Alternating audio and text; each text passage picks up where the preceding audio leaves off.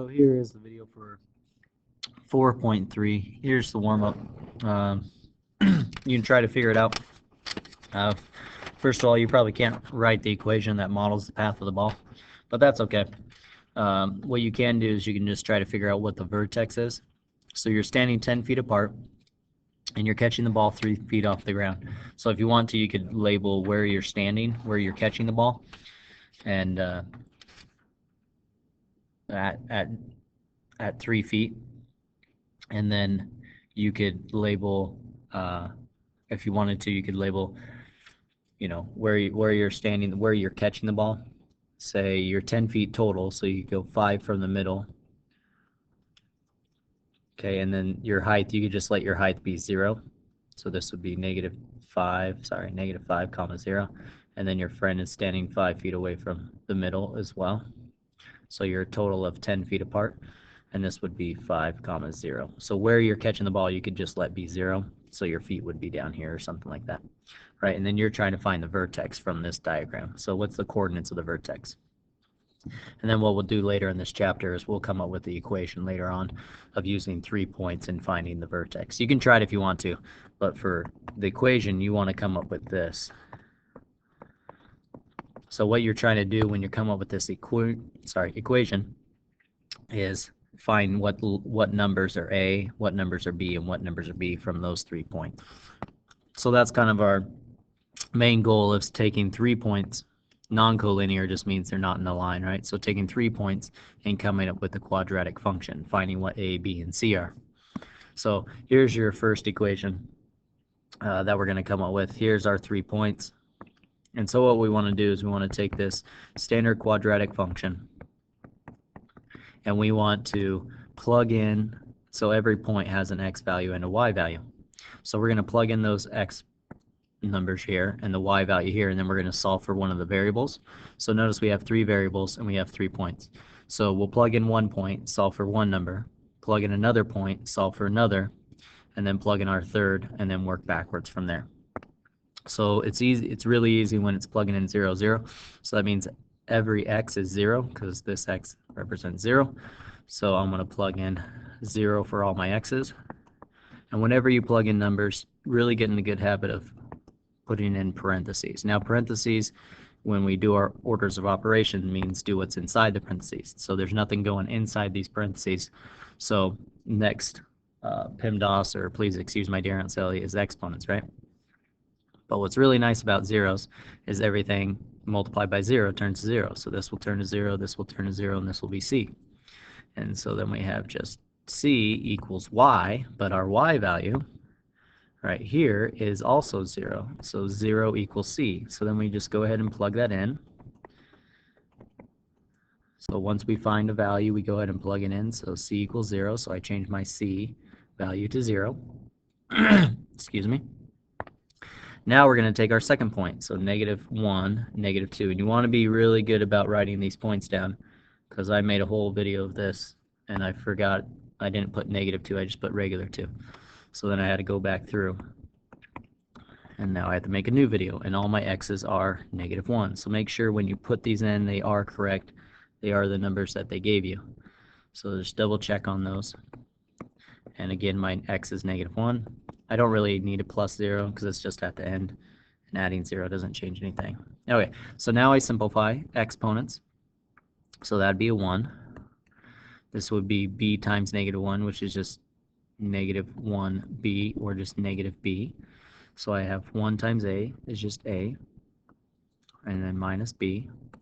And so here's the tricky part. When you plug in that second point, you're like our first one, when we plugged in our numbers, we just got c equals something. Well, whenever you plug in the second point, you won't get that. You'll get a and a b in there. So just solve for one of them.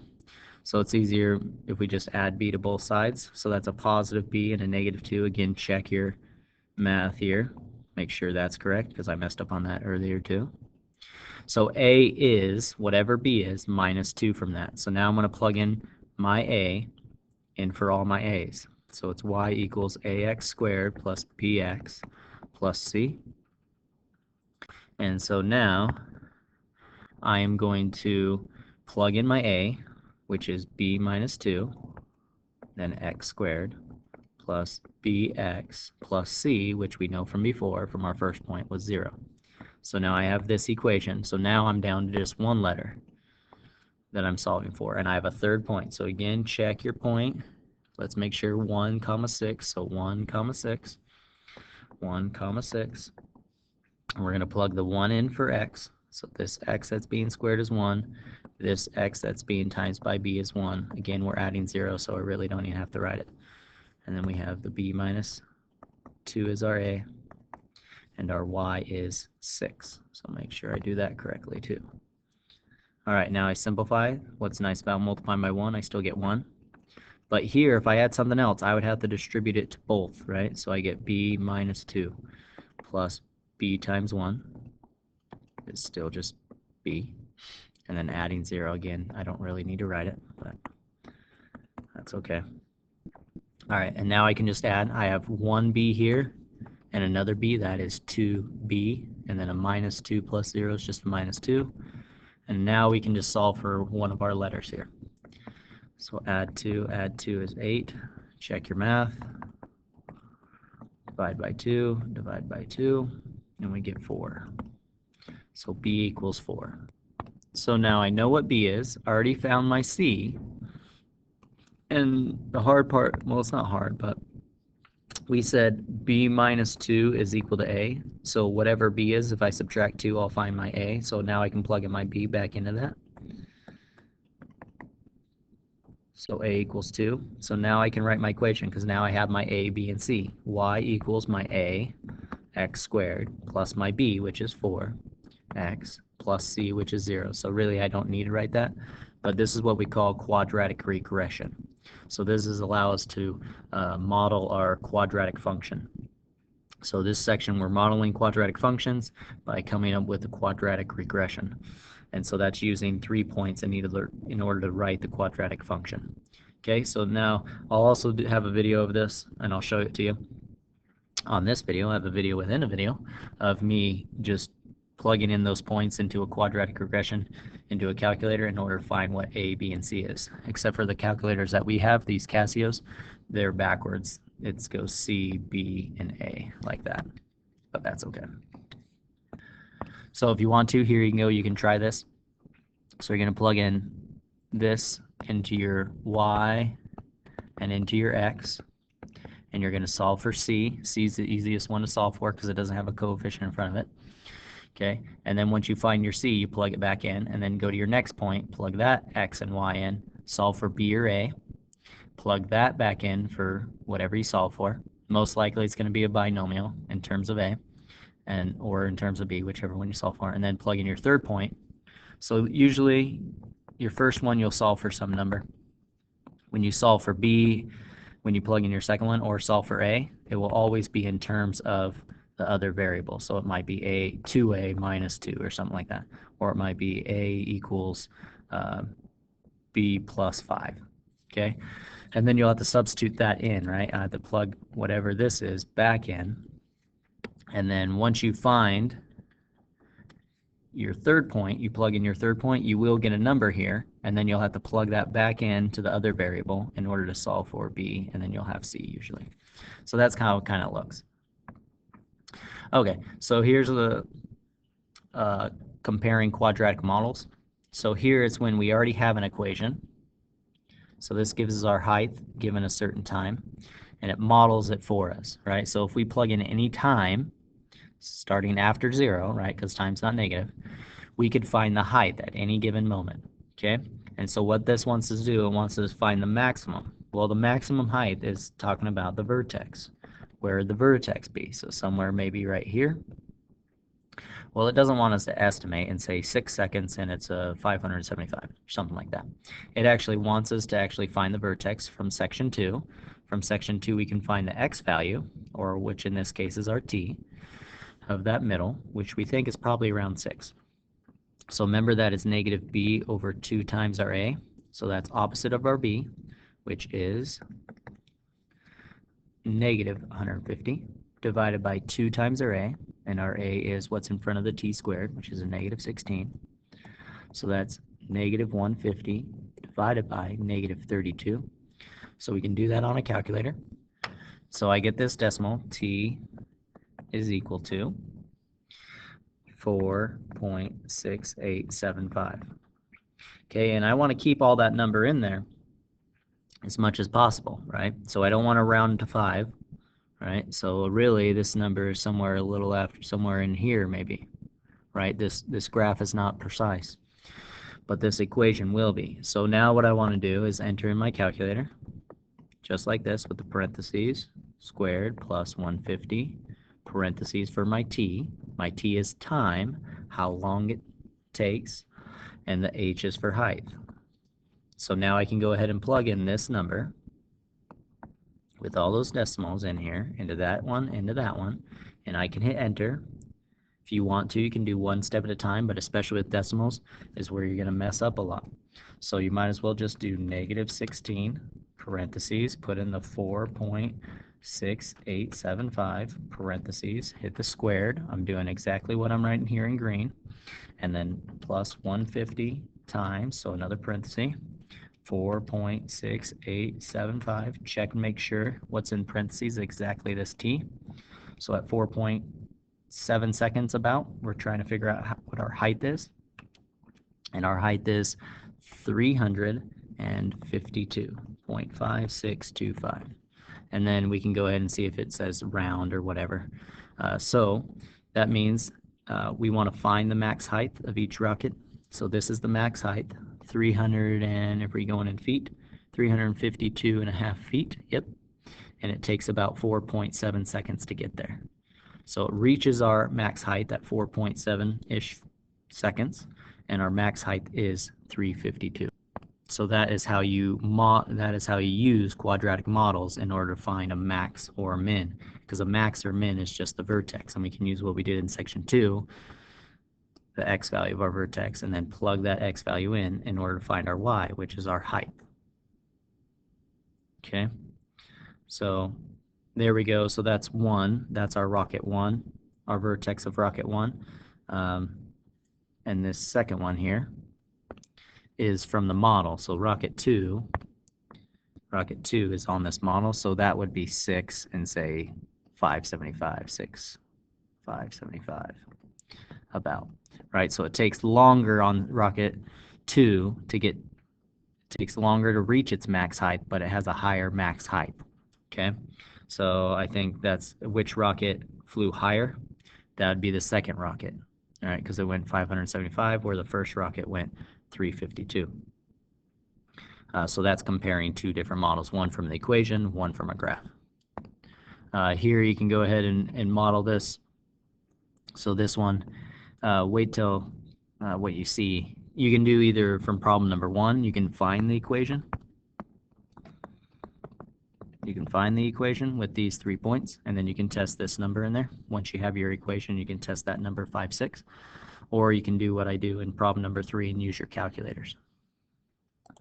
All right, so here is problem number 3, and this is where I'm going to show you how to do this with, so we're doing quadratic regression, but I'm going to show you how to do it with the calculator, so it's a lot faster and less time consuming. So here's the video that I have for it, and like I'm going to say, I'm going to switch these are my x's and these are my y values, so I have all these different points that I can enter in, but I'm going to show you how you do it on your calculator. So you might have to watch this video on your calculator a few different times, but these are going to be my x's, the time of day, and the y values, my predicted temperature. But this will be an 8, this will be a 10, this will be a 12, this will be a 14, this will be a 16, and this will be an 18 for your x's. Okay? Okay, so first you're going to turn your calculator on. Then your time is always going to change from 8 a.m. You're just going to use your time as x's, so 8 a.m. will be 8, and 10 will be 10, and when you get to 2 p.m. you're going to change that to 14. So those are your x's, and then your predicted temperature, those are your y's. So I'm going to show you how to do it, how to do a quadratic regression on these calculators right here. Okay, so we'll see here how this goes. So first, you want to hit mode, and you want to be in stat. Okay, and then what you want is this one, number 3. And so here it's a little backwards. No, we're used to ax squared plus bx plus c. And so this is actually going to be backwards. C is going with our x squared, and A is going to be our constant. B is the same though. Okay, so we're going to hit number 3. And there's our x's, so we're going to enter in our x's now. Like I said, first one is 8. And you're going to hit equals. And then you're going to go down to the next one is 10 a.m. and then 12. And then for 2 p.m., you're going to hit 14. And then basically you just add 2 to whatever that afternoon one is. So 4 p.m., add 12, which would be 16. And then you're really going to add 12, not 2. So 4 plus 12 is 16. And for the 6 p.m., that's going to be 18. Okay, and then you're going to have the arrow over, go up to the top where we get to 8 a.m. and then we're going to have to start hitting our y's. 52, enter, or equals, and then 64, 72, next one at 2 p.m. is 78, equals. Next one is 81, and then 76. It's the last one. Okay, and now what we're going to do is we're going to switch this, and we're going to say click the AC button right here. So we're clicking that AC button, and then we'll hit Shift. So Shift. And then we're going to hit number 1 because underneath that says stat. Okay, and what we want is we want number 4. We don't want number 4. We want number 5. 4. And then, oh, that's not doing that right. Because we want a quadratic regression. Shift. Stat. Sorry, we don't want the variables there. We want regression. So we're after a quadratic regression. So number 5. And now we want our variables. So here are our variables. A goes with the constant. C goes with our x squared, and B is our regular B. So they're kind of backwards on this calculator. Okay, so if we want what our normal A is, we're going to have to find C. So we want to find out how many x squareds we have in front, the coefficient in front of the x squared. We're going to push 3, and we're going to push equals. And that's going to give us negative 4.68. So negative 4.6875. So enter that in for your A. Put that in front of your constant. And then I'm going to hit Shift. Oh, that's in front of x squared, sorry. Stat, again, regression. And this time I'm going to find my B, so that'd be number 2. So I'm going to hit 2, and I'm going to hit equals. And that's going to give me 14.71-ish. 72. And then I'm going to hit Shift, Stat again, go to my quadratic regression. And now I want my constant, which on this calculator is A, so that's number 1. I hit 1. I'm going to hit equals, and that's going to give me my constant. So negative 36. So that's how you can do a quadratic regression to find your A, B, and C on these calculators. Okay? All right, so that's what you do in order to use the calculators. Okay, so you can watch that video again to figure it out, but that's how you do it. So if you want to, you can go back to this one right here and these 3 points. You can use those 3 points, enter those into your calculator, use that stat button, and you want quadratic regression number 5, and you can find it goes backwards. Remember, C goes with this one and A goes to the end on the calculator. Okay, so you can do that. So then here is my y equals, this is my quadratic regression. So now I can go ahead and predict any model. So now I can plug in any x I want to into this, use my calculator in order to predict if it's true or not. So once you use these 3 in your calculator, now you can plug in a 5 and see if you get an answer of 6 into that equation.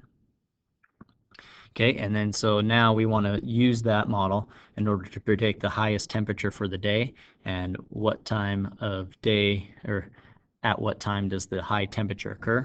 So that means we're looking for the vertex, right? Because we want the high. So that means I need my negative b over 2 times a. So I'm going to take this equation, the 14.72, I'm going to take the opposite of that. So I'm going to take the opposite of my b. So the opposite would be negative 14.72. So negative 14.72 divided by 2 times my a. And we saw our a was negative 4.68. Negative 4.68. And we're kind of rounding in here. So that's our x of our vertex. So that's at what time it reaches the hottest part. And again, a negative divided by negative is going to be a positive. So here, when we enter this in, we're going to do negative 14.72 and divide that. And if I'm doing this in the calculator, I can do negative 14.72 divided by parentheses 2 times. So 2 times the negative, right? Negative 4.68. Don't hit subtract. It's a negative. Negative 4.68. Close your parenthesis. Hit equals, and so you get a 1.57. So about 1.5 seconds. That's how long it takes, and 1.5 seconds would be at, what's that on our time here? 1.5. So somewhere about, so that's not seconds, that's time. Well, that time kind of doesn't make sense, right? So this would say at 1:30 in the morning. That doesn't make sense, right? Because we know that somewhere it reaches its max in between 2 and 4 o'clock, right? So then I go back and look at these numbers. When I got this negative 4.68, it wasn't actually negative 4.68. It was actually negative 0.468. So that means I just need to move my decimal over 1. So that's 15.7, which makes more sense now, right? Because now if we take 12 away from that, that'd be 3.7. So about 3.7 p.m. So almost 4 o'clock. So about almost 4 o'clock, right before 4, like 3, because that's almost 0.7 or 0.75. So that's almost this, right? So that means at 3:45 p.m. So at 3:45 p.m. it probably reaches its max temperature. Now, in order to find out what its max temperature is, we're going to go ahead and take that number, 3.7, and go ahead and plug that into our quadratic equation, negative 0.468x squared. So I'm going to plug that 0.75, or 0.7, or 3.7, sorry. And then my x was 14.72 times x. So I'm going to plug this x right in here and in there. And then minus 36 something, whatever that was from previous, 36.12. Okay, so I'm going to plug that back in there, and I'm going to get something like 79.3 degrees. So 79.3 degrees. And so that's our model. So that's when it's going to reach our max temperature, or our high temperature for the day. Because remember, these are just predicted ones. So even though we do reach 81, it's just a predicted 81. So those are just predictions. And so we use that in order to find our max, and we get 79.3 degrees. So there you go. So this is kind of how you do it. It's really complicated, you know, so make sure you watch that video, at least know how to do it on your calculator where you can find that A, B, and C. But again, this is something that's pretty tough, especially by hand, but there you go. And then if you want to do it on your own, here's a new predicted temperature. So this would be 6, 9, 12, 15, right? We just add 12. And this would be 18, and then 3 more will be 21. So you can do that same way, use your calculator, figure out what that equation is, then go ahead and do the opposite of your B divided by 2 times the A, figure out what time you reach your max temperature, and then you can go ahead and plug that in back in your equation in order to figure out what that max temperature is.